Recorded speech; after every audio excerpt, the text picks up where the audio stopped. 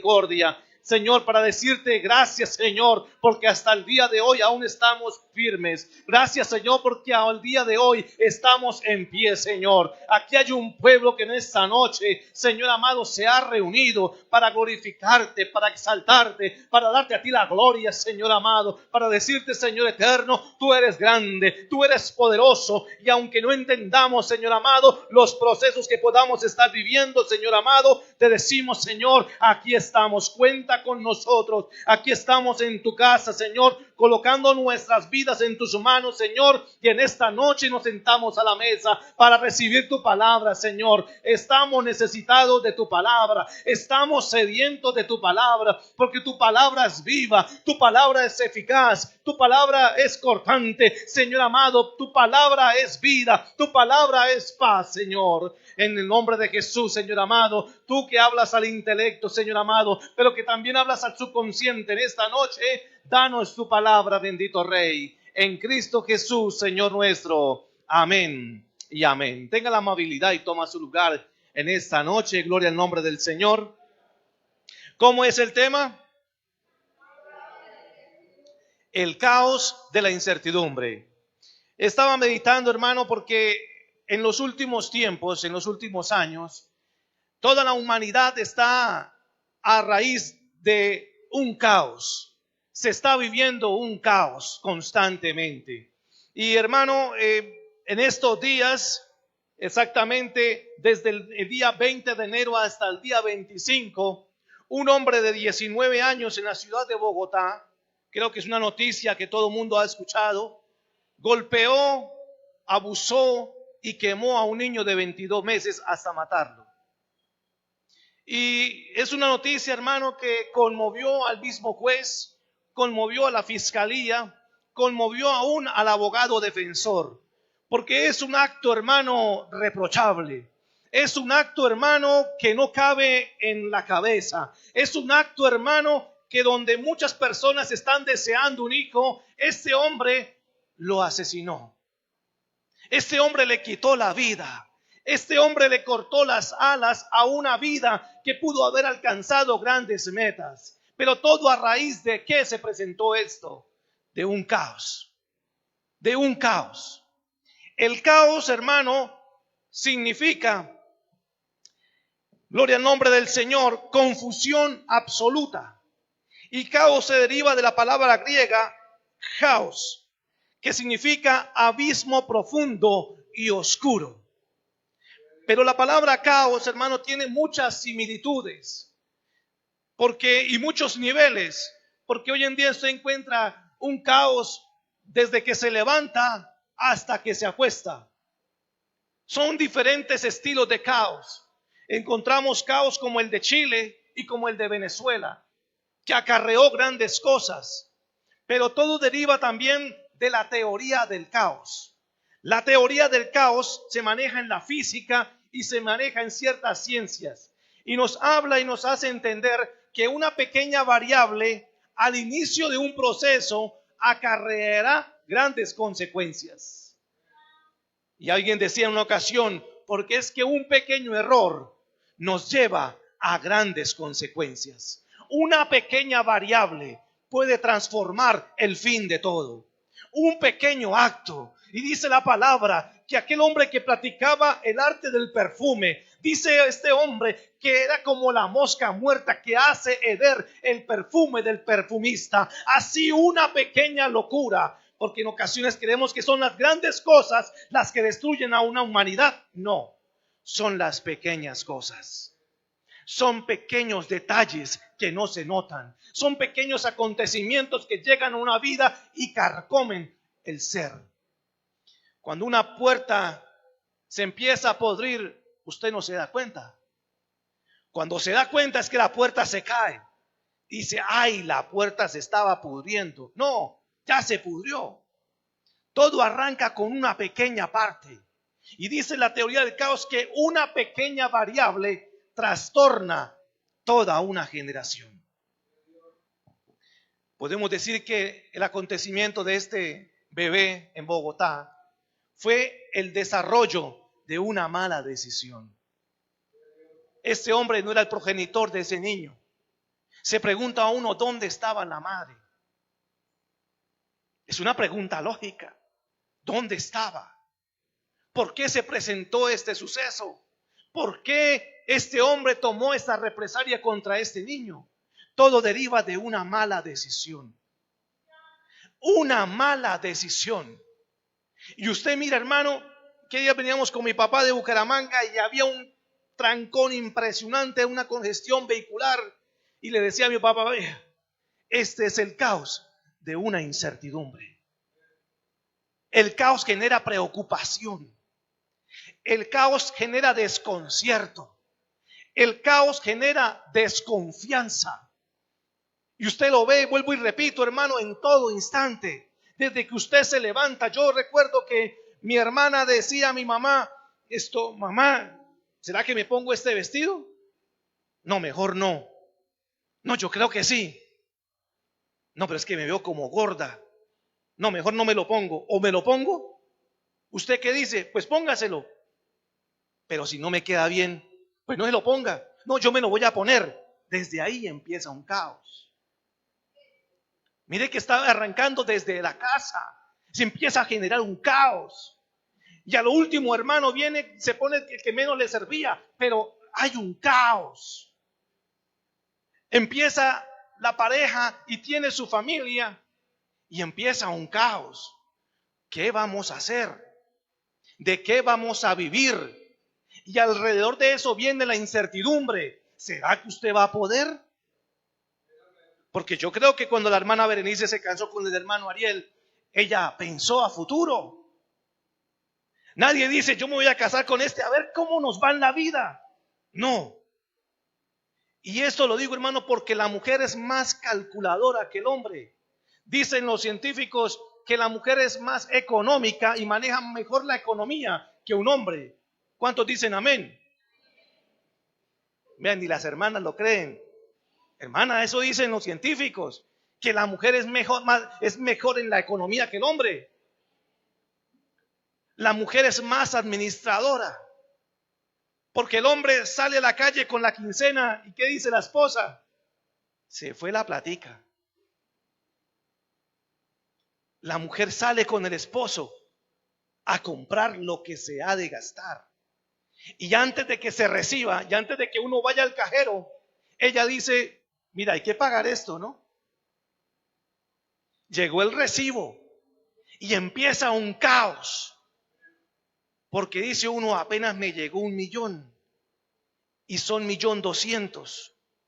Y empieza la incertidumbre de dónde vamos a sacar el resto. El caos. Usted lo ve desde ahí. Y de pronto la niña o el niño crece y empieza el otro caos. ¿Dónde lo ponemos a estudiar? Y la mayoría lo ponemos en colegio privado. No, eso toca en un público, el más baratico. Pero viene otra vez la incertidumbre de cuáles cuadernos querrá el niño. Yo recuerdo, hermano, que yo nunca conocí un cuaderno doble O. En mis tiempos el cuaderno doble O era porque le arrancaba la pasta, entonces quedaba doble. Pero no existía el cuaderno doble O. Era ese cuaderno de pasta verde llamado el CID, que las hojas eran amarillas. Hoy en día los muchachos no saben qué es eso. No se acuerdan de un cuaderno del CID. Y no habían lapiceros casi, era con puro lápiz. Pero empieza a generarse un caos.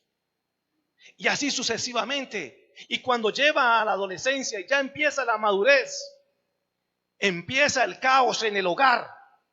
Porque ese muchacho que tenía aspiraciones y que tenía metas, ya tiene 30 años y no se casa.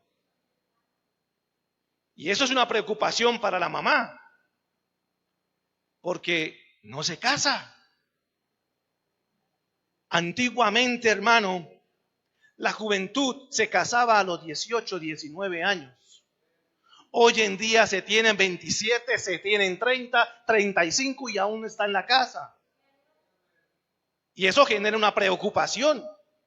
Porque, hermano, yo recuerdo que yo tenía 27 años, yo lo digo por experiencia propia. porque yo duré hasta los 27 años en el Hotel Mama. Y uno cuando va pasando el tiempo, en vez de ser una bendición, es una carga. Es una carga para el hogar. Es una carga para la mamá. Es una carga para el papá. Y yo recuerdo, hermano, que tenía unos zapatos viejos que ya ni me los ponía. Y el día que mi mamá los botó, me dio por ponérmelos. Y se armó la guerra. Y mi mamá me decía, ya es hora que se case, ¿o yo? Cuando conoció a mi esposa, a mi novia, decía, ay, qué bendición. Usted es la mujer indicada. Usted es la perfecta. Dios la puso en el camino. No era tanto por eso, era para que se saliera de la casa. Y se le quitó el caos a la casa. Bueno, todavía hay 2 en la casa. Pero hermano, el caos genera incertidumbre. Y todo en la vida es así. Usted va a montar un negocio y está pensando, ¿qué vamos a hacer? ¿Qué vamos a montar? Y viene la incertidumbre, ¿cómo vamos a pagar? Y eso es lo mismo que usted ve a toda hora, constantemente, diariamente, en un hogar, en una familia, en una pareja, en los jóvenes, en los adultos. En todo usted ve la misma situación. Porque en ocasiones, hermano, a veces dice uno, es que eso es de afuera. No, en todo, hermano. El caos alcanzó para todos. La dificultad alcanzó para todos. Y yo me sorprendo, hermano, porque usted mira la palabra del Señor y usted mira que cada hombre y cada mujer que el Señor estaba usando siempre estuvo atravesando por un caos. Y eso es lo que estaba atravesando el pueblo de Israel. El pueblo de Israel, dice la palabra, que duró 430 años allí en Egipto. 430 años. Egipto era conocido como una ciudad metrópolis. Estaban los mejores científicos, estaban los mejores doctores, estaban los mejores profesores, estaban los mejores decanos, las mejores universidades, estaba la mejor tecnología. Y cuando el pueblo de Israel toma la decisión, porque Dios le dice, ya no más, Dios pone un pare, ya no más. Ese pare llegó a nuestras vidas cuando Cristo nos rescató. Nuestra vida era un caos, nuestra vida era un problema, nuestra vida una dificultad constante, nuestra vida era una incertidumbre aterradora y atroz. Estábamos a punto, algunos, de suicidarse, otros a punto de abandonar el hogar, otros a punto de cometer cualquier error. Pero ese día que vino Jesucristo, ese día nuestra vida cambió, ese día nuestro hogar cambió, ese día todo fue transformado. Porque es que eso es lo que hace el Señor. Él viene a transformar. Porque dijimos que la teoría del caos es una variable en un inicio. ¿Y cuál fue el inicio? El pecado de Adán y Eva. Desde ese día, hermano, se derivó una cantidad de cosas. Esa pequeña variable, ese pequeño cambio al inicio ha generado una hecatombe al final. Y usted mira, hermano, cada hombre y cada mujer en la Biblia que ha tomado una mala decisión no terminó bien. Usted ve hoy en día la decisión que tomó Sara cuando le dijo a Abraham, acuéstate con Agar. Hasta el día de hoy hay ese conflicto. Los palestinos e Israel. Por una mala decisión, por una mala actuación. Y eso es lo que estaba viendo Israel. Dios dijo hasta aquí. Ya basta de vivir en Egipto, porque es que Egipto es tipo del mundo, porque es que Egipto es tipo del pecado, porque es que Egipto es tipo de la corrupción, porque es que Egipto es tipo del costumbrismo, porque es que Egipto es tipo de religiosidad, porque es que Egipto es tipo de acostumbrarse. Y es que cuando usted y yo nos acostumbramos a una situación, pase lo que pase, nos parece normal. Y usted ve que eso que sucedió en Bogotá, eso que sucede diariamente, ya es normal en esta sociedad. Ese doctor que mató a esos 3 delincuentes, la gente coloca, qué bueno, eso era lo que se merecían. Y a veces dice uno, bien hecho. Perdóname, Señor. No, tenga misericordia de esas almas. Pero a uno le pasa.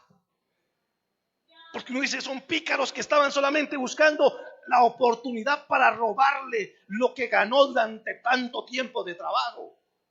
Y a uno le parece injusto que usted trabaje en construcción o trabaje en lo que estamos trabajando actualmente, que no es cosa fácil, porque está uno parado 12, 13 horas. Hermano, eso es terrible. Hasta la vena varis se me está brotando. Yo no tenía eso. Y que venga un pícaro y le robe a uno la mensualidad. A uno le da rabia. A uno le da impotencia. Y cuando uno escucha un caso de estos, bien hecho, ojalá hubiera estado ahí para haberme reído. ¿Por qué razón? Porque la sociedad se está acostumbrando a esta situación. Y únicamente lo que dicen es, la única solución es que Colombia se arme. La única solución es que cada persona cargue un revólver o un cuchillo. Y déjeme decirle que no, que la única solución para una Colombia así se llama Jesucristo de Nazaret. Lo digo, hermano, porque en cada ocasión dirigíamos con mi esposa la oración de madrugada. Y llegamos a la iglesia y ya se escuchaba el clamor y nos dio pena tocar. Y nos paramos afuera con mi esposa y se me acerca un vándalo y me agarra de la camisa y me dice, deme lo que tiene. Y era un flacuchento. Y yo lo miré, este sinvergüenza. Y está al lado de mi esposa. No, pues siempre intenta sacar pecho. Yo lo miraba a este flacuchento y se hacía así como que a sacar algo, no sé si los gordos o qué quería, pero hacía que iba a sacar algo.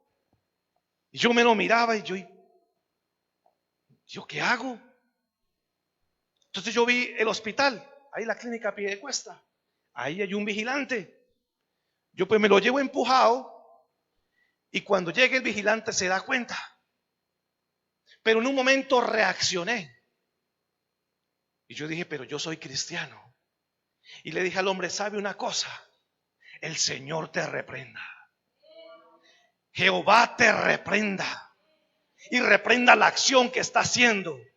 Hermano, la gloria del Señor me soltó. Y se fue caminando rápido y miraba para atrás y salió corriendo. Hermano, y yo dije realmente, el ángel de Jehová acampa alrededor del que le teme y lo defiende. La solución para Colombia no es un arma, no es el ejército. La solución para Colombia no es la policía. Se llama Jesucristo de Nazaret. Era la misma situación que estaba enfrentando Israel. Cautivo allí se encontraba en Egipto. Se murió el antiguo faraón que conocía a Dios, que conocía a un poderoso rey, que conocía a Jehová de los ejércitos. Y dice la palabra que se levantó otro que no le conocía. Y empezó a presionar al pueblo de Dios. Empezó a presionar. Y es que en ocasiones el enemigo nos presiona, el enemigo nos inculca, el enemigo nos está encima, apoyándose encima, impidiendo que usted y yo podamos alabar el nombre del Señor. Eso hacía. Porque dice, pongámosle más carga, pongámosle más dificultad, pongámosle más adversidad. Y en este tiempo vemos, hermano, que la dificultad para venir a la casa de Dios es más grande, que ya nos duelen más las rodillas para arrodillarnos, que ya la pesadez, hermano, para una vigilia es más grande, que ya la pereza para levantar las manos nos está agobiando. Es porque el enemigo, que el Señor le reprenda, está opacando. Está presionando. Él sabe que el tiempo es corto, que la trompeta va a sonar y que un pueblo aquí en la cesta se va a ir con el Señor, pero a Él no quiere. Él no quiere que usted y yo seamos salvos. Él no quiere que usted y yo seamos instrumentos en las manos del Señor. Mire, hermano, que la persona que más cree en los propósitos de Dios con nosotros es Satanás. Alguien me dijo una ocasión: al árbol que da buen fruto es el que más se le tira piedra. Y usted en ocasiones, hermano, va de tumbo en tumbo, de enfermedad en enfermedad, de angustia en angustia, de preocupación en preocupación. Déjeme decirle, cuanto más grande es su gigante, más grande es nuestra bendición, porque ese gigante es el tamaño de nuestra bendición.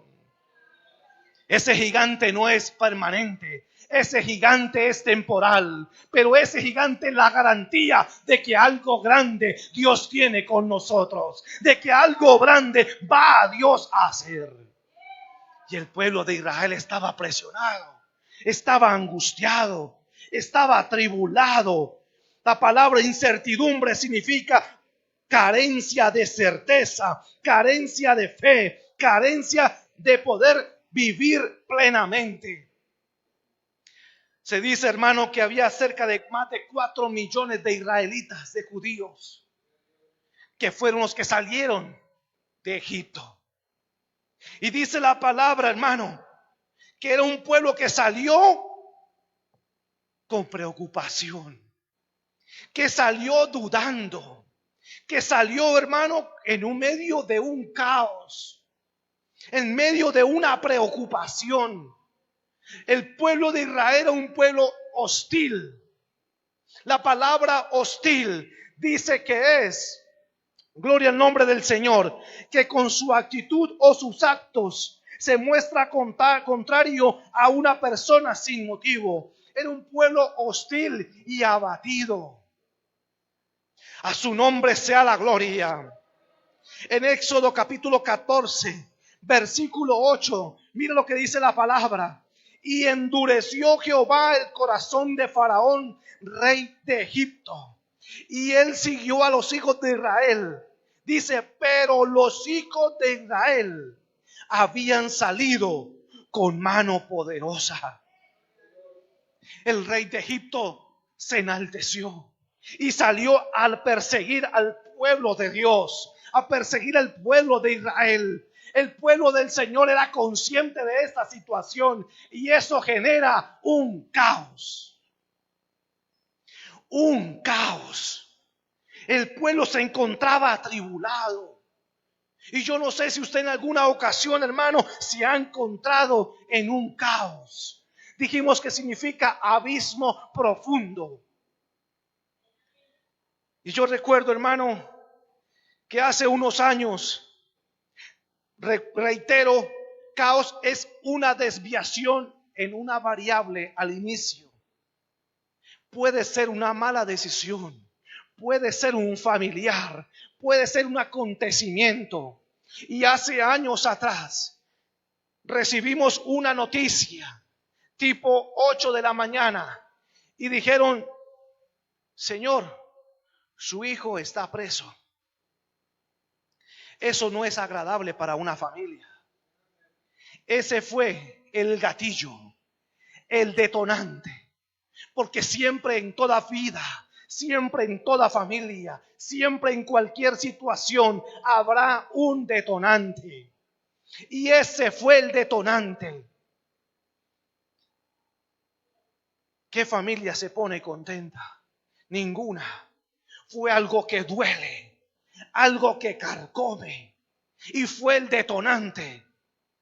Porque me llegó a mí la carta de desalojo porque me iban a rematar la casa. Estando en esa situación, mi papá se enferma del corazón. Y estando en esa situación, mi hermano se quita el dedo. Y estando en esa situación, mi mamá cae enferma de azúcar. Y le da neuropatía. Y hermano, y sigue cayendo la descendencia a tal punto que no había trabajo, no había nada para comer, no había nada para subsistir. Era un caos. Era una preocupación absoluta. Yo no sé si usted esté pasando por esa situación, si usted haya atravesado esa situación donde usted no ve ninguna solución, donde usted no ve ningún prospecto de privilegio adelante. No, lo único que usted ve es tribulación, angustia y soledad.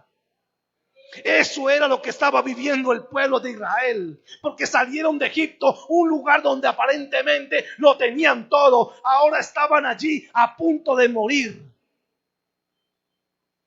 Pero dice la palabra del Señor, vive Cristo para siempre. En el Salmo capítulo 23, a su nombre sea la gloria. Salmo capítulo 23. Versículo 5 que dice: a su nombre la gloria, aderezas mesa delante de mí, en presencia de mis angustiadores. Unge mi cabeza con aceite, mi copa está rebosando. Pero dice el versículo 4, aunque ande en valle de sombra de muerte, no temeré mal alguno, porque tú estarás conmigo, tu vara y tu callado me infundirán aliento. Eso nos habla de confianza. En otras palabras, sí es cierto, el pueblo de Israel estaba angustiado, estaba en un caos, estaba en un valle profundo, estaba pasando por un momento difícil, pero había una solución, era la confianza en Jehová. David lo sabía. David dijo: oh Señor, tú aderezas, y tu vara y tu callado me infundirán aliento. Lo segundo que estaba atravesando el pueblo era la incertidumbre. A su nombre sea la gloria. Allí en el libro del Éxodo capítulo 14 versículo 11 dice de la siguiente manera: y dijeron a Moisés, ¿no había sepulcros en Egipto que nos has sacado para que muramos en el desierto? ¿Por qué has hecho así con nosotros, que nos has sacado de Egipto? Había una incertidumbre. Dije que la palabra incertidumbre significa carencia de seguridad.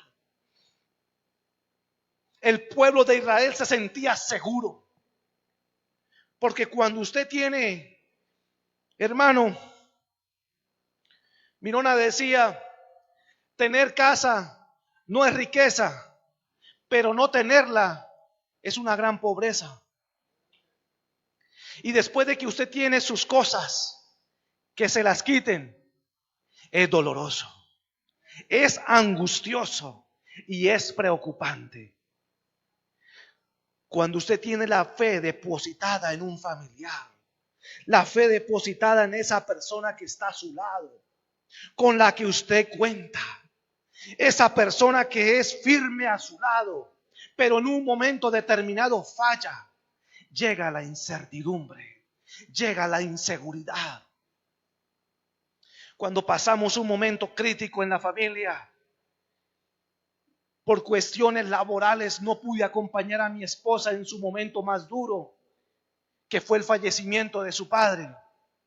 Ella dice que se sentía sola, que se sentía angustiada, que se sentía atribulada, que había una incertidumbre en su vida, que se preguntaba, ¿yo qué hago aquí?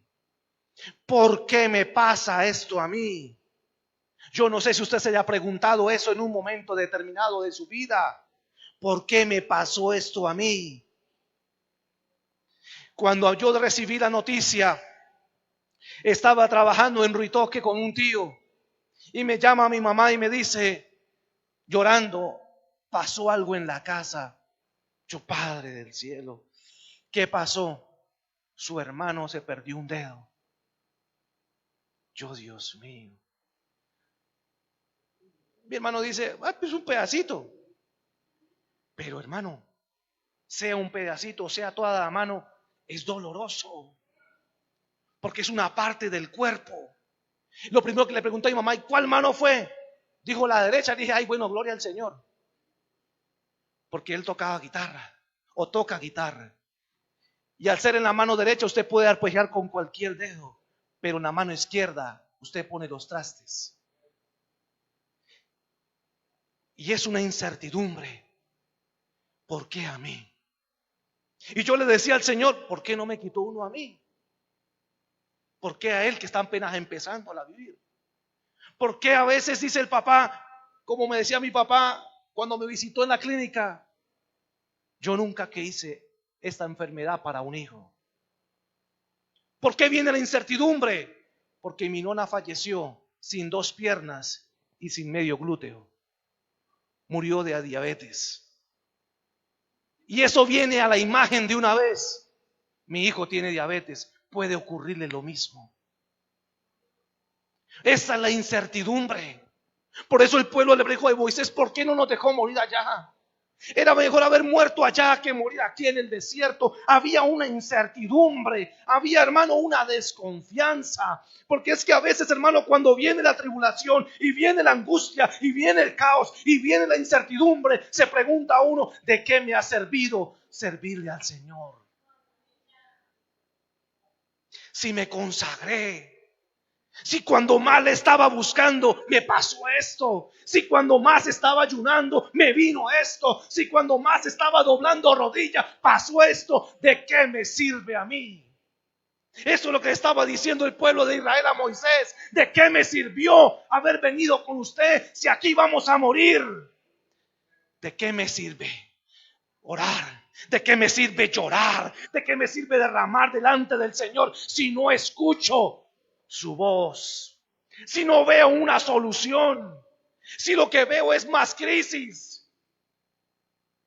Porque, hermano, hasta yo vendí un teléfono inalámbrico y nadie me lo compró. Vendía un computador barato y nadie me lo compró. Y dice uno, hermano, ¿qué está pasando? Y se mira uno y, ¿será que estoy en pecado? ¿Qué será lo que está pasando? Mija, usted ha dicho mentiras. Y empieza a no juzgarse. ¿Será que usted no ayuna, usted no ora? Y empieza ese conflicto, porque hay una incertidumbre. ¿A quién le achacamos esto? Eso es porque el pastor no está orando bastante. Eso es porque el pastor está como flojo, yo no sé. Eso es porque los músicos ya no cantan bonito.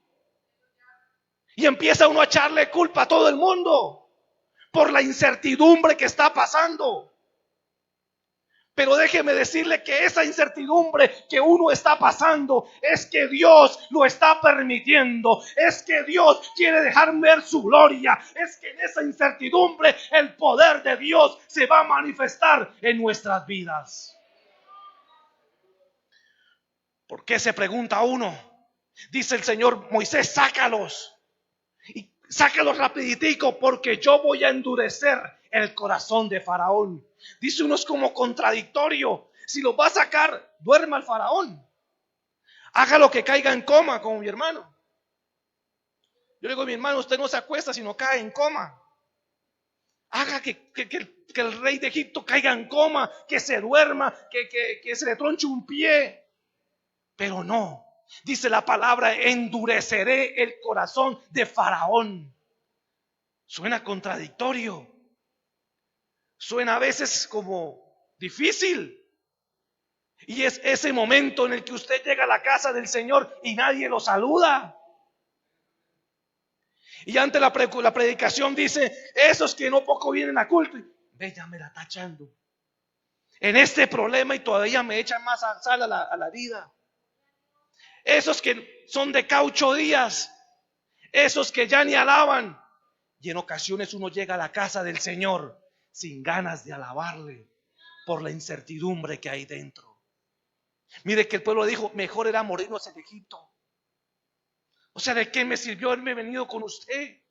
Y llega uno cabizbajo a la casa del Señor y aburrido, hermano, y triste y angustioso, porque uno dice, hermano, ¿de qué me sirve? Yo apenas llevo 22 años en el Evangelio. ¿De qué me sirvieron estos 22 años?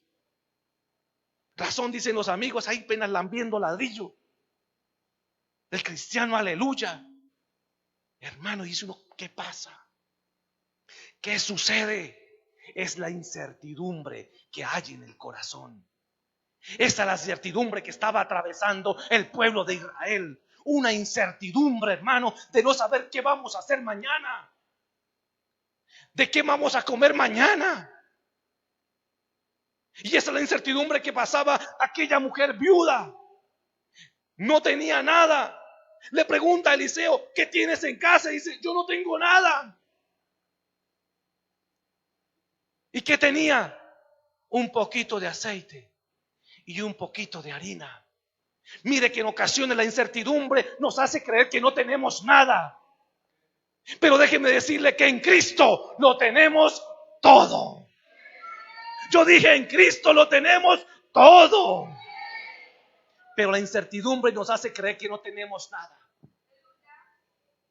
Le pregunta a la mujer, ¿qué tienes en casa? Y dice ella, no tengo nada. Y usted le pregunta a veces a un hermano que usted ve cabizbajo, hermano, ¿qué le pasa? Ni para qué le digo, para preocuparlo.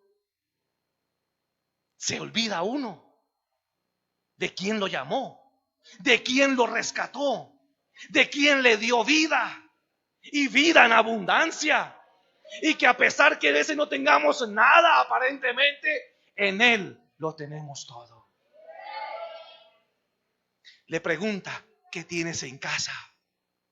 Y ella dijo, nada. ¿Y sabe qué tenía en casa? Un poquito de aceite y un poquito de harina. ¿Y usted sabe qué significa el aceite? Significa la presencia de Dios. Significa el Espíritu Santo. Significa el bautismo del Señor. Significan las lenguas. Significa el fuego del Señor. Significa la unción de Dios. Y un poquitico de harina. Y con la harina, ¿qué se hace? El pan. Y Jesucristo dijo, yo soy el pan de vida. Es decir, en la casa tenía a Cristo y tenía el Espíritu Santo, pero ella no veía nada.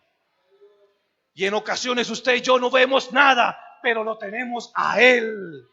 Y si usted no puede decir, yo no tengo trabajo, yo no tengo quien me mantenga, yo no tengo qué voy a hacer mañana y ya tengo los recibos acumulados, yo no tengo nada, pero déjeme decirle que en Cristo lo tenemos todo. Eso es lo que estaba viviendo el pueblo de Israel. No veía nada. Nada. Era una incertidumbre. Pero para una incertidumbre, hermano, usted lo que necesita es una seguridad. Tener seguridad. Que haya en nuestras vidas seguridad. Porque incertidumbre pasó José. Usted recuerda la historia de José, que fue intentado matar por sus hermanos y luego metido en una cisterna y luego vendido y luego llegó a Potifar y de Potifar al calabozo y del calabozo al reino. Mire el proceso que pasó, pero en todo ese proceso vino a él una incertidumbre, pero algo lo mantenía, era la seguridad. Porque si hubiese sido sediente a la incertidumbre, cuando la mujer de Potifar intentó abusar de él, él hubiese accedido. Porque no fue él de ella, ella quería abusar de él. Porque, hermano, los hombres a veces nos mantenemos. El hombre cristiano se mantiene firme. El del mundo no. La Biblia dice que el mundo pasa y sus deseos, pero el que hace la voluntad de Dios permanece para 15 días. No, para siempre. El hombre de Dios se guarda. Y eso es lo que la sociedad aún no ha alcanzado a entender. De que la única solución para los hogares se llama Jesucristo. Porque el único que puede mantener a un hombre firme en su hogar se llama Jesucristo. El único que puede transformar una vida se llama Jesucristo. Divinamente José pudo haber accedido. Pero ¿qué lo mantuvo? La seguridad. Y es lo que a veces nos flaquea a nosotros en medio de la incertidumbre.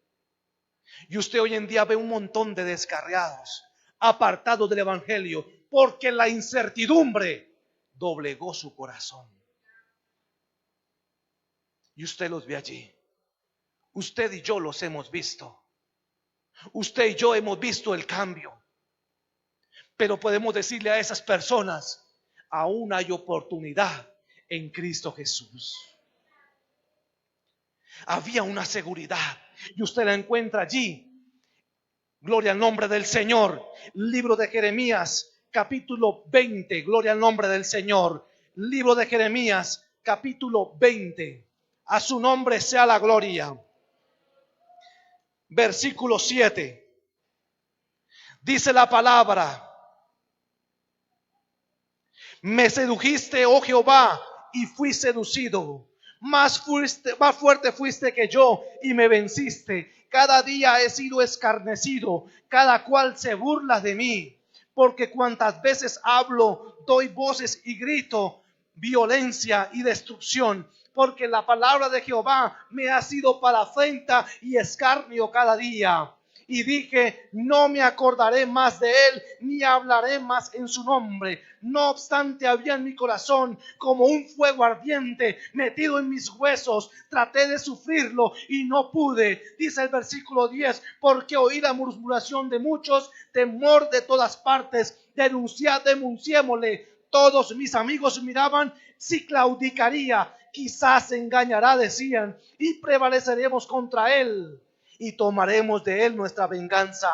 Versículo 11. Mas Jehová está conmigo como poderoso gigante. Por tanto, los que me persiguen tropezarán y no prevalecerán, sino serán avergonzados en gran manera, porque no prosperarán. Tendrán perpetua confusión que jamás será olvidada. Mas Jehová está conmigo como poderoso gigante. Esa es nuestra seguridad. Yo déjeme decirle que el caos genera incertidumbre, pero la incertidumbre genera miedo. Y hermano, hay tres clases de miedo. El primero es el miedo exterior o superficial. Ese miedo exterior o superficial es aquel miedo normal que una persona le tiene a una cucaracha o un ratón. Usted puede decir, pues yo no le tengo miedo a las cucarachas, pero le pasa por el lado y usted hace así. Ese es el miedo exterior. O a los ratones. ¿Quién no le tiene miedo a un ratón? La mayoría le tiene miedo a un ratón. Y de pronto no es como miedo, sino como escarmonía, decía mi nona. Como una sensación rara. El segundo miedo que encontramos es el miedo interior oculto, que es la baja autoestima. Es ese miedo a hablar en público. Es ese miedo a pasar a representar algo. Es ese miedo que a veces lo carcome a uno y que aparentemente nos hace ver tímidos. Porque aunque no parezca, yo soy muy tímido. La timidez es baja autoestima. Y usted encuentra hoy en día una sociedad acomplejada. Dicen los científicos y los psicólogos que aquellos jóvenes que se hacen tatuajes y se ponen piercings por todos lados es porque su autoestima está por el piso. Y buscan llamar la atención con cualquier cosa. Es donde ahí salen los famosos emo, que tapan casi media cara y miran aquí como por el ojito del ojo. Encuentra usted los hippies.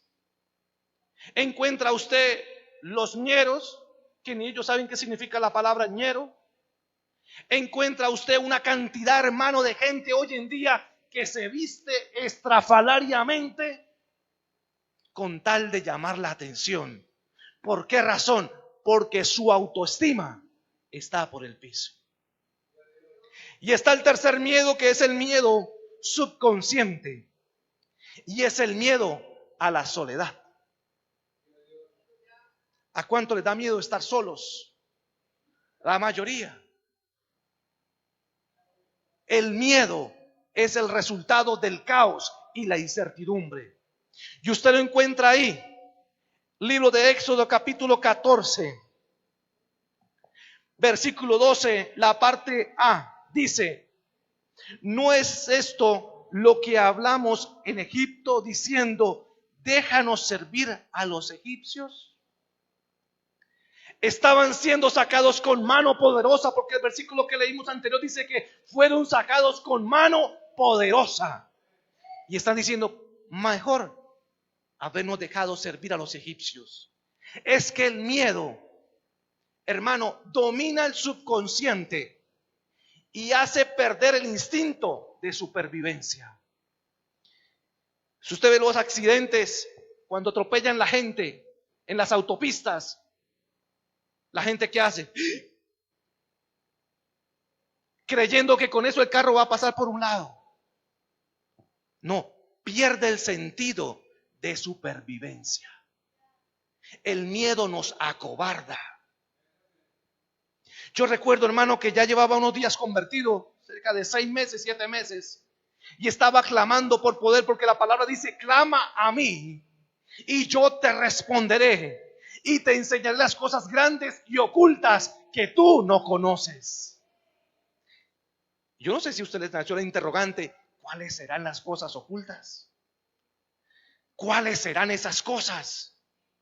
Y dice, clama a mí, yo te responderé. Y empiezo yo a buscar la presencia del Señor.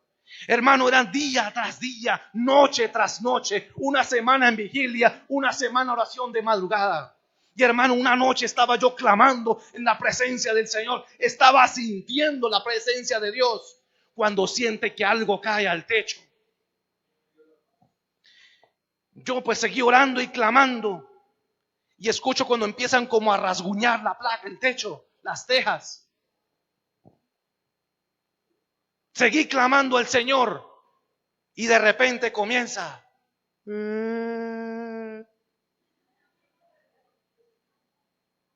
¿A usted le daría miedo? Claro. Hermano, a mí se me olvidó que era cristiano. Yo casi pelo por el rosario. A mí se me olvidó. Porque en un momento de miedo, usted se olvida. Eso es lo que hace el miedo, perder el horizonte. Mire que el pueblo dice que sacó con mano fuerte, con mano poderosa, pero querían volver allá porque el miedo acobarda. Y estaba en esa situación y cada vez se sentía más duro. Y yo dije, si yo salgo corriendo, ¿qué tal que me coja cuando salga? Y si grito y no me salía la voz.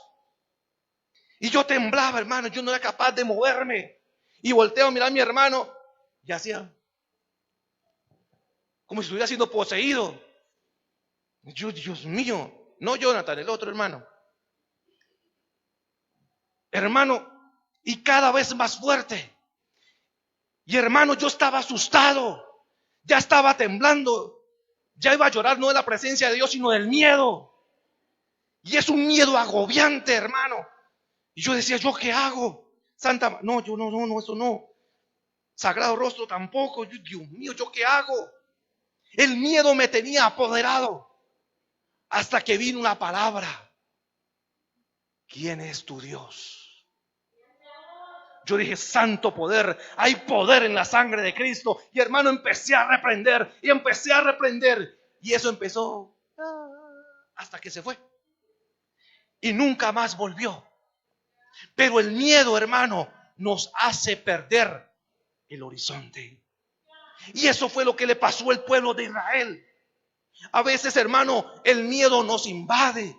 El miedo a enfrentar un nuevo empleo. El miedo, hermano, a enfrentar una nueva meta, un nuevo proyecto. El miedo a buscar de Dios. Porque a veces nos da miedo buscar de Dios. Y dice, uy, no, es que buscar de Dios más todavía. Pero es que cuando usted busca de Dios, el enemigo tiene que huir. Y este pueblo estaba atravesando esa dificultad, ese miedo que era terrible, ese miedo, hermano, que era angustioso. Y yo recuerdo, hermano, también, porque dice la palabra, y vio el pueblo a los egipcios. Algo que también ataca es la visión. Lo primero que ataca el miedo es la visión. Porque usted ve las cosas grandes y son pequeñas. Y cuando el miedo está apoderado de usted, usted escucha ruidos en la casa. Y usted va a mirar y usted ve algo grande ahí asomado. Y resulta que es una mata que está con la luna, que está moviendo. Y ay, era la mata. ¿Por qué? Porque el primer sentido que ataca el miedo es la vista. El segundo, el oído. Y yo recuerdo que una ocasión le decía a mi papá, es que ese muchacho, papá, me cae gordo, me fastidia. Y dijo mi papá, no lo mire. Fácil, no lo mire. Si viene el enemigo, no lo mire. Si viene la dificultad, hermano, no la mire. Cuando a mí me llegaba el recibo, le vamos a rematar la casa, yo no lo miraba. Al principio lo miraba y 7 millones, padre, y ahora. Y luego empezaron a llegar y ya no lo mirábamos. Yo después, pues no lo mire, y lo echábamos allá. Y al siguiente mes nuevamente el otro recibo y no lo mire. Y cuando clamamos al Señor, Dios nos dio la victoria. Porque cuando usted deposita su fe y su seguridad en el Señor, no hay nada ni nadie que se pueda levantar. Y para el miedo está la firmeza. Mano, cuando venga el miedo, sea firme en sus convicciones. Segundo libro de los Reyes, gloria al nombre del Señor, capítulo 19. Segundo libro de los Reyes, capítulo 19, versículo 33 al 35, dice la palabra: por el mismo camino que vino, volverá, y no entrará en esta ciudad, dice Jehová, porque yo ampararé esta ciudad para salvarla, por amor a mí mismo y por amor a David mi siervo. Verso 35, y aconteció que aquella misma noche salió el ángel de Jehová y mató en el campamento de los asirios a 185,000, y cuanto se levantaron por la mañana, he aquí que todo era cuerpos de muertos. No hubo necesidad de pelear. No hubo necesidad de enfrentarse. Cuando usted confía en el Señor y no teme, sino llega la firmeza en el Señor hará algo por nosotros.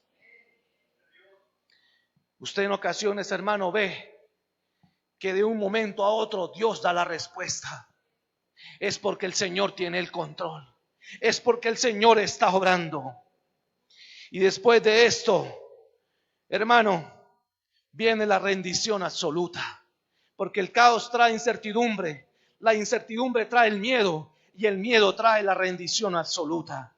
Dice la palabra del Señor: heriré al pastor y las ovejas serán dispersadas. La rendición absoluta está ahí en el versículo 14, el mismo versículo, la parte B. Éxodo capítulo 14, versículo 12, dice: porque mejor nos fuera servir a los egipcios que morir nosotros en el desierto. Se rindió. Se rindió. Hoy en día usted ve hogares rendidos. Ve vidas rendidas. Ve hogares fracasados rendidos. Angustiados. Me contaba mi papá ahorita que en los nuevos exámenes que le salieron a mi mamá, el doctor le dijo: le tengo una noticia. Es que la enfermedad que está atravesando la señora Flor no es normal, no es común. En Estados Unidos la padecen 2 personas, nada más. Y en Colombia, su esposa. Hermano, usted recibe una noticia así y usted dice, poder en la sangre de Cristo. Porque al fin y al cabo, cuando es varicela, ¡ay! ¿Quién no tuvo varicela? Al fin que andado cuando es sarampión, ¿quién no tuvo sarampión? Al fin y al cabo, cuando es leishmaniasis, ¡ay! ¿Quién no tuvo leishmaniasis? Bueno, ninguno hemos tenido acá. Pero hay quizás personas que la han tenido. Hay bastantes. A mi cuñado le dio. Y son no sé cuántas inyecciones en el ombligo para poder derrocar esta enfermedad. Más que todas las personas que la sufren son los soldados, las personas que están en el monte.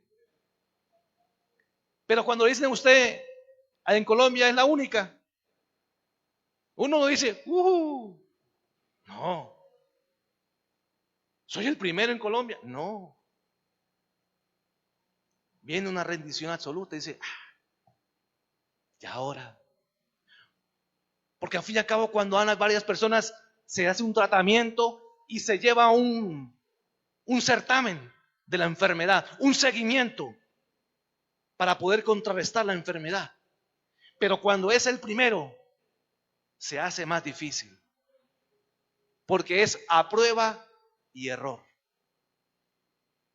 Pero yo me puse a pensar ahorita y dije, pero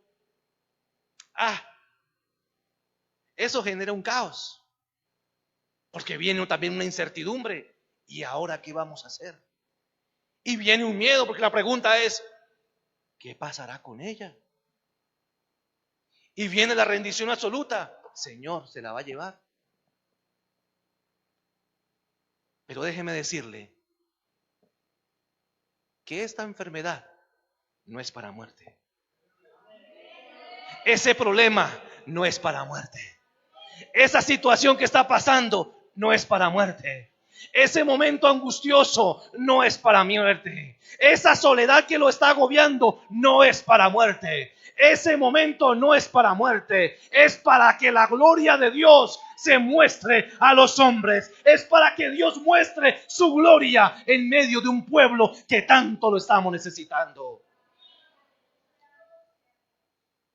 Yo no sé qué momento esté pasando usted, o qué situación está atravesando, qué noticias le hayan dado hoy.